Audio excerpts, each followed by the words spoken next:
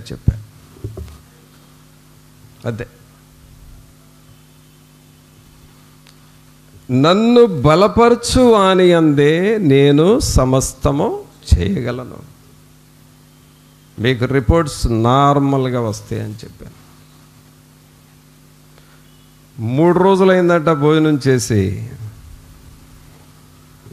రాత్రి ఇక నేను ఆ మాట చెప్పిన తర్వాత అప్పుడు హ్యాపీగా భోజనం చేశారు. తర్వాత రిపోర్ట్స్ కూడా వచ్చినాయి, అవి కూడా నార్మల్ అయిపోయినాయి. ప్రభునంతులారా, నాకు ఆ పరిశుద్ధాత్మ నడిపింపు వస్తూ ఉంది. అది అంతా సాతానుడి యొక్క ప్రచారం, అది సాతానుడు పెడుతున్న శోధన, దేవుడు అది తీసేస్తాడు అనే ఒక నడిపింపు వస్తుంది. ఆ నడిపింపునే వాళ్ళకి చెప్పాను. పిల్లరా, మనం ప్రతి విషయానికి, ప్రతి పాయింట్లో మనం ఏదో చేయగలమని మన మీద, మన బలం మీద, మన ధనం మీద, మనకున్న హంగు మీద, మనకున్న సర్కిల్ మీద మనం ఎప్పుడు ఆధారపడకూడదు.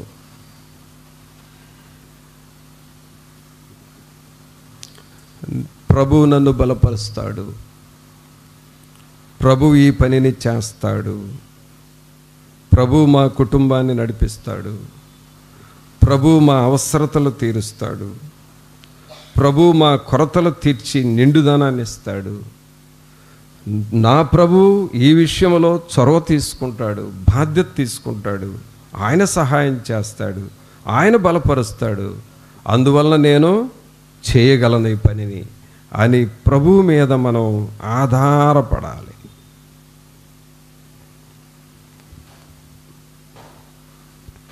మనం నడుస్తున్నామంటే భూమి మీద ఆధారపడి నడుస్తున్నాం. మనం కూర్చున్నామంటే భూమి మీద ఆధారపడి కూర్చుంటున్నాం. మనం పడుకున్నామంటే భూమి మీద ఆధారపడి పడుకుంటున్నాం. మనం ఏదైనా తింటున్నామంటే భూమి మీద ఆధారపడి పండించుకొని తింటున్నాం. భూమి మీద మన పనులన్నీ ఆధారపడి ఉన్నాయి. ఆ భూమి దేవుని మాట మీద ఆధారపడింది.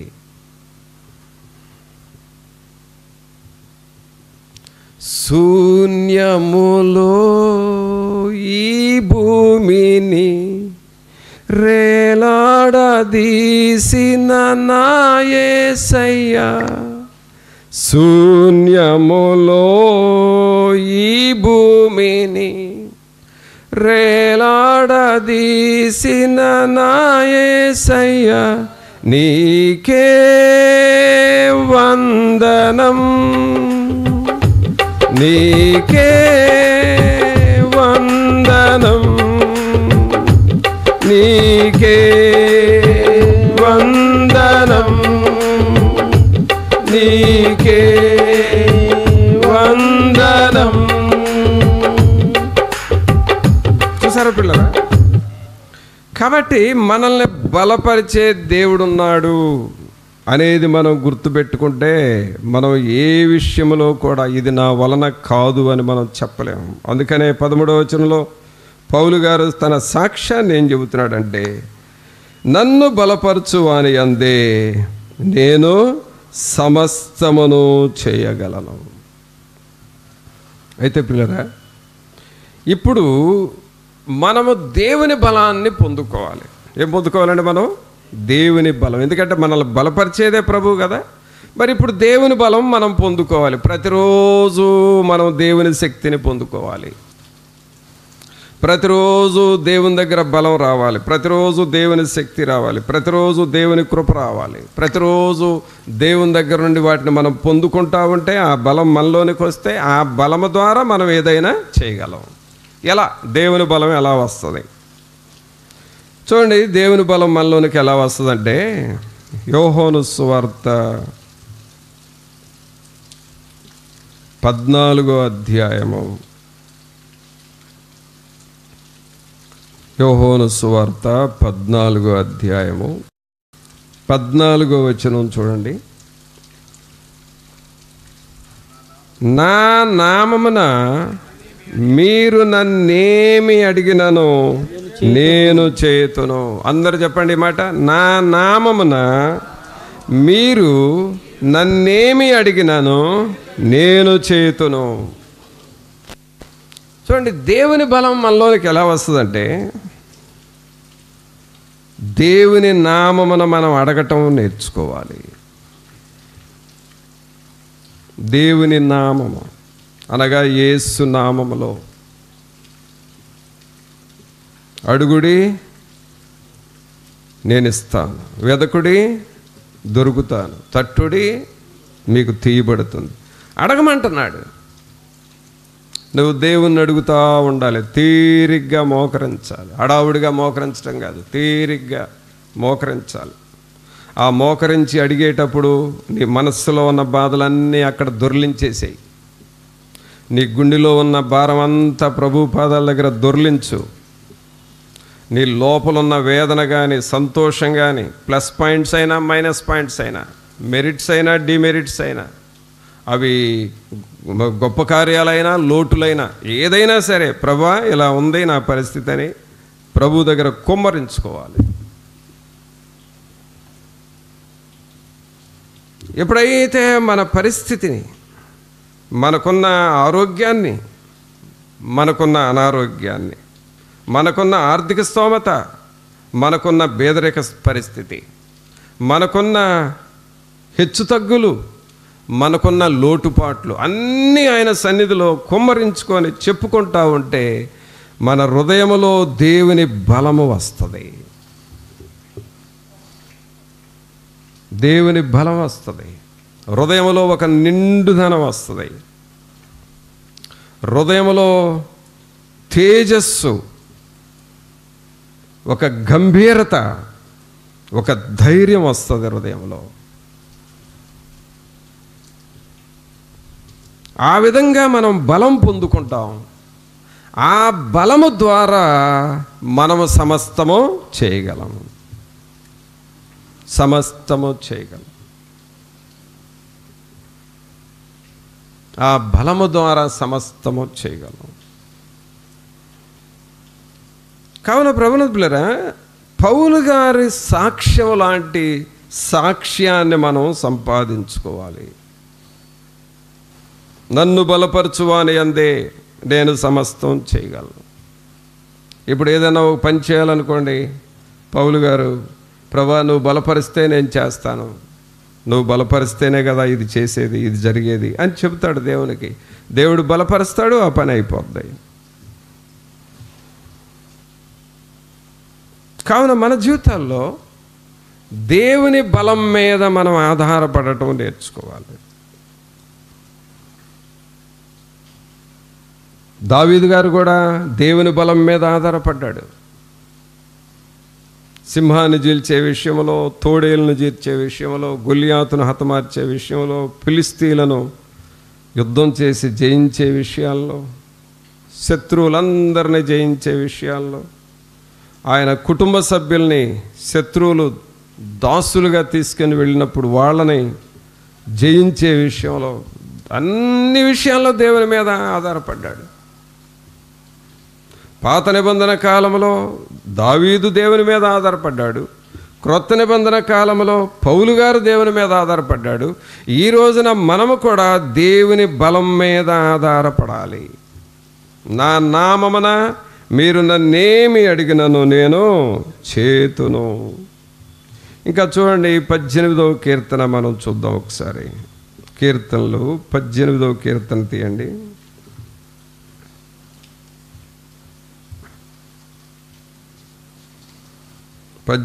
కీర్తన 29వ వచనం చదవండి. నీ సహాయము వలన నేను సైన్యమును జయింతును, నా దేవుని సహాయము వలన ప్రాకారమును దాటుదును. ఆమేన్. చూడండి ఎలాంటి మాటలు. నీ సహాయము వలన నేను సైన్యమును జయింతును, నా దేవుని సహాయము వలన ప్రాకారమును దాటుదును. అంటే నీ సహాయము నాకు కావాలి, నా దేవుని సహాయము నాకు కావాలి, నా ప్రభువు నన్ను బలపరచాలి, ప్రభువు నన్ను ధైర్యపరచాలి, అప్పుడే నేను సమస్తము చేయగలను అని అంటున్నాడు. కావున ప్రియులారా, ఫిలిప్పీ 4:13 మనం చదివాం, నన్ను బలపరచు అని అందే నేను సమస్తము చేయగలను. నువ్వు ఏదన్నా చేయాలి, చేయగలవు, కానీ క్రీస్తుతో కలిసి చేయగలం. క్రీస్తు ప్రభు లేకుండా ఏం చేయలేం. ఆయన బలపరిస్తేనే మనం ఏదన్నా చేయగలం. ఆయన బలపరచకుండా ఏం చేయలేం. పౌలు గారు నేను సమస్తం చేయగలను అంటున్నాడు. సమస్తం చేస్తే చేయొచ్చు, కానీ ఎవరు బలపరుస్తున్నారు ఆయన్ని? పౌలుగా దేవుడు బలపరుస్తున్నాడు.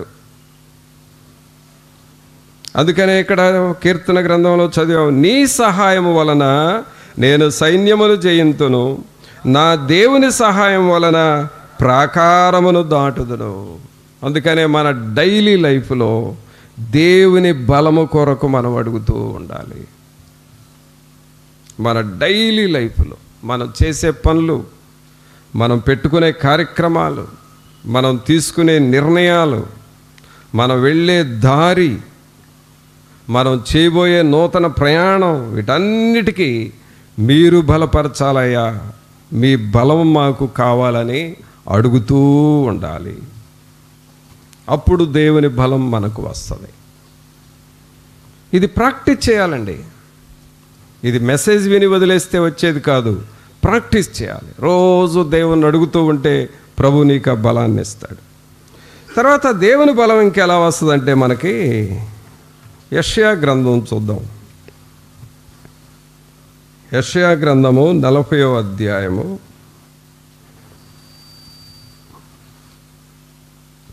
40వ అధ్యాయము 31వ వచనం చదువుదాం. 31. యెహోవా కొరకు ఎదురు చూచువారు నూతన బలము పొందుదురు. చూసారా? యెహోవా కొరకు ఎదురు చూచువారు నూతన బలము పొందుదురు. అంటే నీకు బలం ఎలా వస్తుంది? ఎలా వస్తుంది చెప్పండి. ఇప్పుడు బలం ఎలా వస్తుంది నీకు? యెహోవా కొరకు ఎదురు చూస్తూ ఉండాలి. దేవుని కొరకు ఎదురు చూడాలి. నువ్వు దేవుని వైపు చూడాలి. పొట్టి జక్కయ్య మేడి చెట్టు పైన ఉన్న యేసు ప్రభుని, యేసు ఎవరో అని చూడగోరాడు. ఆయన ఎదురు చూశాడు. అందుకనే ప్రభు ఆయన ఇంటిలోనికి వచ్చాడు. ఎదురు చూడాలి.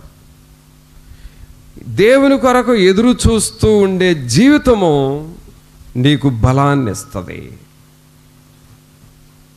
దేవుని కొరకు నువ్వు ఎదురు చూస్తూ ఉండాలి. మార్టిన్ లూథర్ అనే దైవజనుడు తెల్లవారుజామున 4 గంటలకు మోకాళ్ళ మీద ఉండేవాడంట. 6 గంటల వరకు 2 గంటలు మోకాళ్ళ మీద ప్రార్థన చేసేవాడంట. ఎందుకయ్యా ఇంత సిన్సియర్గా రోజు మోకాళ్ళ మీద ఉండి ప్రార్థన చేస్తున్నావా అని అడిగితే ఆయన చెప్పేవాడు, ఈ మోకాళ్ళ ప్రార్థన నాకు లేకపోతే ఈరోజు నేను చేసే పనుల్లో నేను ఓడిపోతాను అని చెప్పాడంట. ఈ మోకాళ్ళ ప్రార్థనే నా పనుల్ని జయించుకోవడానికి నాకు ప్రభు సహాయం చేస్తున్నాడు అని చెప్పాడు. దేవుని కొరకు ఎదురు చూడటము, దేవుని కొరకు ఎదురు చూడాలి.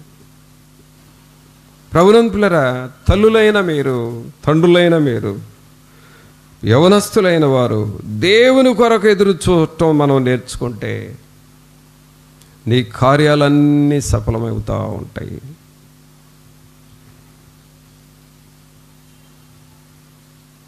బైబిల్ గ్రంథంలో మనం చూస్తే దేవుని కొరకు ఎదురు చూచిన వారు ఎవ్వరు కూడా పని కాలేదు అన్నవాళ్ళు లేరండి. నిన్ను నమ్మిన వారెవ్వరు ఓడిపోలేదయ్యా, ఏ యుద్ధములోన ఓడిపోలేదయ్యా. చూసారా? నిన్ను నమ్మిన వారు, నీ కొరకు ఎదురు చూచిన వారు, నీ కొరకు కనిపెట్టేవారు ఎన్నడూ సిగ్గుపడరు, ఎన్నడూ ఓడిపోరు, ఎన్నడూ కూడా మరి నష్టపోయామని చెప్పరు. ఎందుకంటే దేవుడు నిన్ను బలపరచడానికి రెడీగా ఉన్నాడు. ఆయన నిన్ను బలపరుస్తాడు. నువ్వేం చేయాలి? నేనేం చేయాలి? ఆయన కొరకు ఎదురు చూడాలి. ఆయన కొరకు ఎదురు చూడాలి. ప్రభువా నీవే సహాయము. యెహోవా కొరకు ఎదురు చూడాలి. యెహోవా అంటేనే బలవంతుడని అర్థం. యెహోవా అంటేనే సర్వశక్తివంతుడని అర్థం. యెహోవా అంటేనే మరి ఎల్షద్దాయ్ అనే అర్థం. యెహోవా అంటేనే వెలుగునిచ్చువాడు అని అర్థం. ఆ యెహోవా కొరకు నువ్వు ఎదురు చూస్తూ ఉండాలి. నూతన బలం వస్తుంది. బలహీనతలో ఆయన కొరకు ఎదురు చూస్తే బలం వస్తుంది. కృంగుదలలో ఆయన కొరకు ఎదురు చూస్తే జయం వస్తుంది. మరి వేసారిన స్థితిలో ఎదురు చూస్తే నీవు చేవదేరినట్లుగా గట్టి పడతావు, బలపడతావు. యెహోవా కొరకు మనం ఎదురు చూడాలి.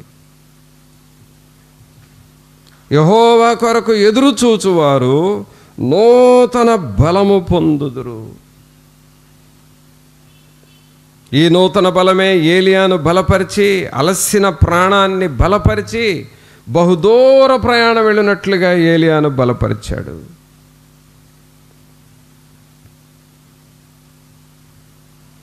మరి మనము దేవుని కొరకు ఎదురు చూడటం నేర్చుకుంటున్నామా? దేవుని కొరకు ఎదురు చూస్తూ ఉన్నావా? ప్రతిరోజు తెల్లవారుజామున మోకాళ్ళ మీద ఉండి ప్రార్థన చేస్తున్నావా?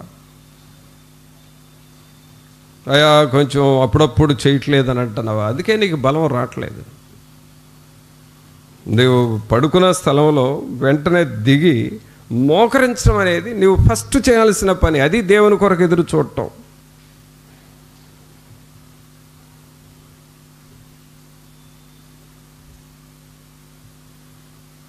ఒక సహోదరుడు ప్రభువుని క్రొత్తగా తెలుసుకుంటున్న టైంలో ఇంట్లో బైబిల్ చదవటం వాళ్ళు ఒప్పుకోరు. పెద్దోళ్ళు బైబిల్ చదువుతున్నామని తెలిస్తే ఒప్పుకోరు.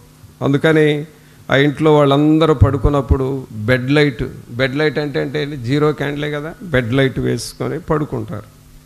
ఈ అబ్బాయి బైబిల్ చదవాలి, లైట్ వేస్తే, లైట్ ఎందుకు వేసావు, బైబిల్ ఎందుకు చదువుతున్నావు ఊరుకోరు. అందుకని బెడ్ లైట్ వేస్తే అందరూ పడుకున్నప్పుడు ఆ జీరో క్యాండిల్ లైట్ దగ్గరకు వెళ్ళి ఆ గుడ్డిగా కనబడే ఆ వెలుతురులోనే రాత్రులు నేను బాగా బైబిల్ చదివానని చెప్పాడు. ఏది? బెడ్ లైట్ కాంతితోనే. ఆ కాంతికే నేను బైబిల్ చదివాను బ్రదర్. అలా చదివి ప్రతి రాత్రి చదివి దేవుని వాక్యం నేను జీర్ణించుకున్నా, నాకు బలం వచ్చింది అని అన్నాడు. మనకు అన్ని వసతులు ఉంటాయి, అలాంటి కష్టాలు ఏమి లేవు. యవనస్తుడు కూడా కష్టాలు మనకేమి లేవు. బైబిల్ స్వేచ్ఛగా చదవచ్చు, కానీ చదవం. అందువల్ల మనకు బలం రావట్లేదు. దేవుని వాక్యం ఏం మాట్లాడుతుంది? యెహోవా కొరకు ఎదురు చూచువారు నూతన బలం పొందుదురు. అక్కడ పౌలు గారు ఏమంటున్నాడు? నన్ను బలపరచువాని యందే నేను సమస్తము చేయగలను. అంటే నువ్వు ఏదన్నా చేయాలంటే ప్రభువు నిన్ను బలపరచాలి. మరి ప్రభు బలం నీలోకి ఎలా వస్తుంది అని అంటే నువ్వు ఆయన నామమున అడగాలి, మొదటి విషయం. రెండో విషయము, ఆయన కొరకు నీవు ఎదురు చూడాలి. మూడో విషయం ఏంటో చూద్దాం. ఆయన బలం నీకు రావాలి అని అంటే మూడో విషయం, జెఫన్యా గ్రంథం తీయండి. జెఫన్యా గ్రంథము